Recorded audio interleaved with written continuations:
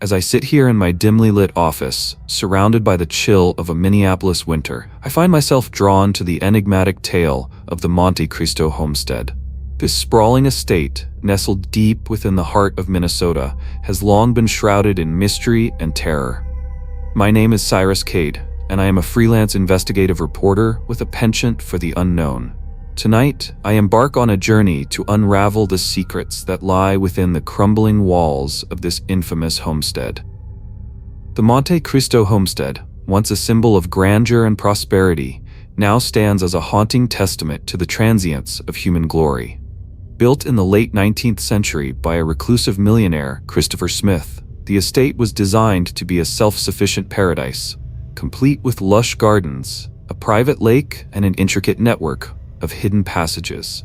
But beneath its opulent facade, the homestead harbors a dark history of tragedy and despair.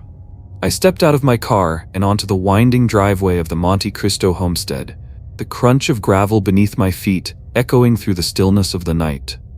The moon cast an eerie glow over the estate, illuminating the overgrown gardens and the imposing structure that loomed before me. As I approached the entrance, a chill ran down my spine. Something about this place felt off, as if it was watching me, waiting for me to uncover its secrets. My investigation began with a series of interviews with local residents who claimed to have seen strange lights flickering in the windows of the abandoned homestead. They spoke of hearing whispers carried on the wind, whispers that seemed to come from nowhere and everywhere at once. The locals were tight-lipped about the history of the estate, but one name kept surfacing: Emily Wilson, a young girl who had disappeared within the homestead's walls decades ago.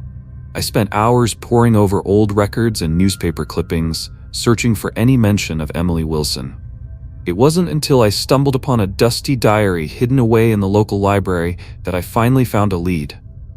The diary belonged to Emily herself, and as I turned its yellowed pages, I discovered a tale of love, betrayal, and horror. Entry 1, March 10, 1950. I've been living in the Monte Christo homestead for a month now. Mr. Smith is kind, but there's something unsettling about him. He talks to himself at night, and I've seen him arguing with someone in the garden, but there's never anyone there. Entry 2, April 15, 1950. I found a hidden room today. It's filled with strange artifacts and symbols etched into the walls. I feel like I'm being watched all the time. I've started to hear whispers too. They're soft at first, but they're getting louder. Entry 3, May 20th, 1950. I've seen things moving in the shadows. I'm scared, but I have to know what's going on. Mr. Smith says it's just my imagination, but I know what I've seen. I'm going to investigate further. The final entry in Emily's diary was dated June 1st, 1950. It was brief and chilling. I've found the truth. It's not Mr. Smith, it's something else. Something that's been here all along. I have to get out, but I don't think I can. It's coming for me. With Emily's diary as my guide, I decided to explore the homestead further. I entered through a broken window, my flashlight casting eerie shadows on the walls. The air inside was thick with dust and the scent of decay. As I moved deeper into the house, I began to feel a presence around me, a presence that seemed to be watching my every move.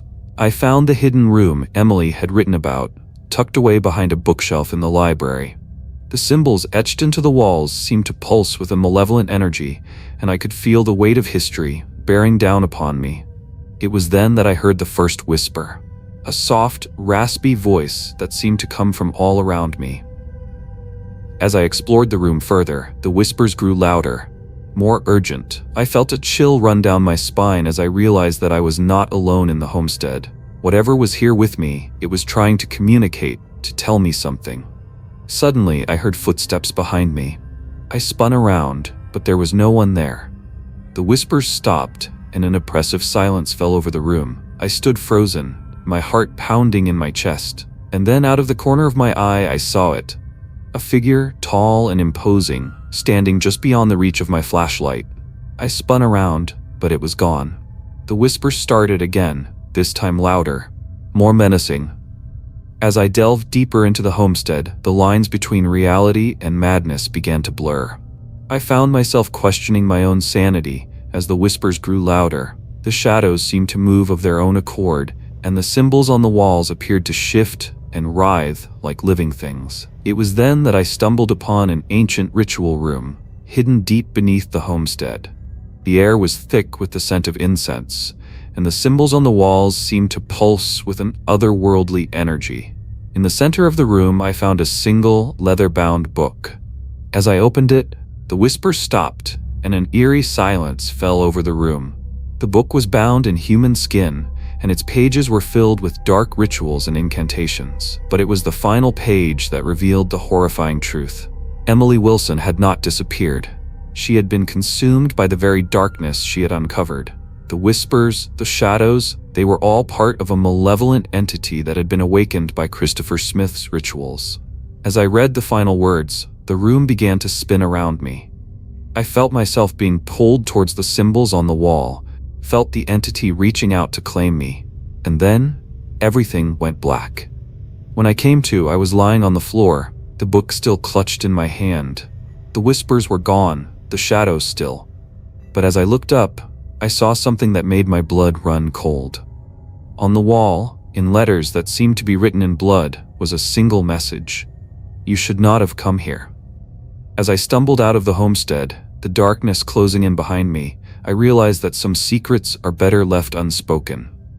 The Monte Christo Homestead remains standing, a testament to the horrors that lie within its walls. And I, Cyrus Kade, am left to wonder if I will ever be able to escape the shadows that now haunt me. The Monte Christo Homestead is more than just a house. It is a gateway to a world of terror and despair. As I reflect on my journey, I am reminded that some mysteries are too great for human comprehension.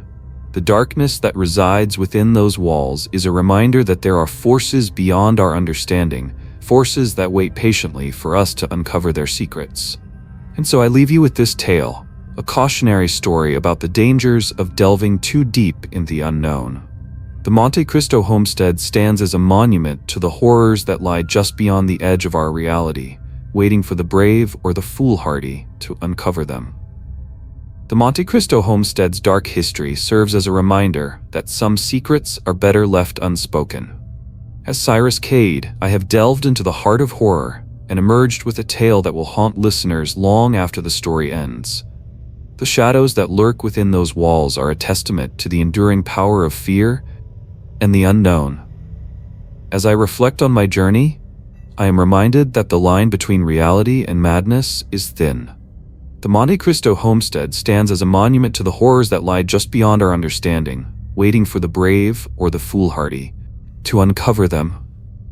And now I leave you with this chilling tale, a story that will haunt your dreams and leave you questioning the darkness that lurks in every corner of our world. Years will pass, and the legend of the Monte Christo Homestead will grow. People will whisper about the horrors that reside within its walls, and some will dare to venture into its depths. But for me, Cyrus Kade, the experience will remain a haunting reminder of the dangers of delving too deep into the unknown. And so, my journey comes to an end. The Monte Christo Homestead remains, a testament to the enduring power of horror and mystery. As I close this chapter of my life, I am left with a sense of awe and fear. A reminder that there are forces beyond our comprehension waiting in the shadows. The darkness that resides within the Monte Christo Homestead is a reminder that some secrets are too great for human understanding. As I look back on my investigation, I am reminded that the truth is often more terrifying than fiction. And now, I leave you with this final thought. The next time you hear a whisper in the night, remember that it might not be just the wind. As I sit here reflecting on my journey, I am filled with a sense of wonder and fear. The Monte Christo Homestead has left an indelible mark on my life, a reminder of the horrors that lie just beyond the edge of our reality. Thanks for joining us in the shadows tonight. If you enjoyed these chilling tales, don't forget to hit that like button and subscribe for more spine-tingling stories every week. Have you got a story of your own? Share it in the comments below. We love hearing from you. And remember, the darkness holds many secrets. Are you brave enough to uncover them? Until next time, keep your lights on and your doors locked. Sweet nightmares.